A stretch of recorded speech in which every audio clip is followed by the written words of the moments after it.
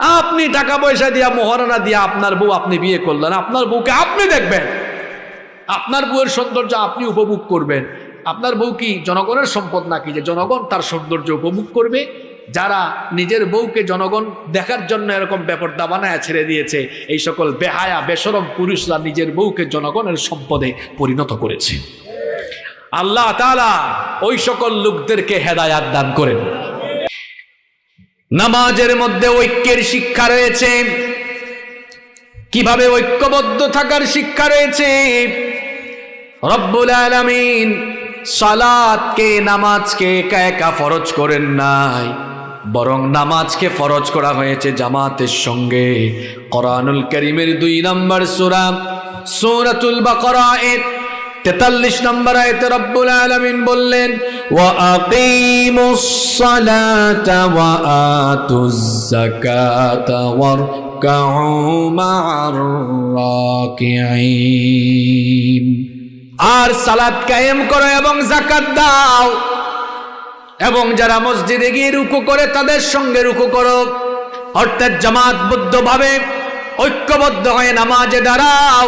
এই আদেশটা যিনি দিয়েছেন তিনি কে? দেখুন, মসজিদের বাহিরে, নামাজের বাহিরে আমরা এক একজন এক এক রকম থাকি। এই যে এখানে আমরা সবাই বসে আছি, এখন যদি কোনো নামাজের জন্য ইকামত হয়, দেখবেন সবাই আমরা কাঁধে কাঁধ লাগিয়ে ঐক্যবদ্ধভাবে দাঁড়িয়ে যাব।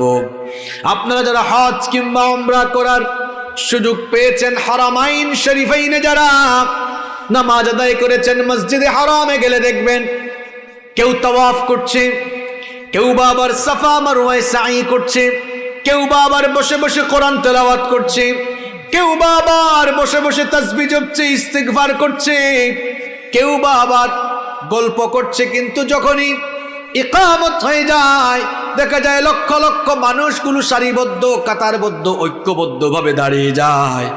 এই যে নামাজের সুন্দর এই ঐক্যের শিক্ষা, এভাবে যদি এই ঐক্যের শিক্ষাটা নিয়ে মসজিদের বাহিরে আমরা সীসা ঢালা প্রাচীরের মতো ঐক্যবদ্ধ থাকতে পারতাম, পৃথিবীর 200 কোটি মুসলমান ঐক্যবদ্ধ যদি থাকতে পারত, মুসলমানরা দুনিয়াতে আজকে অধপতিত থাকতো না, মাথা উঁচু করে দাঁড়িয়ে গোটা পৃথিবীকে মুসলমানরা নেতৃত্ব দিত।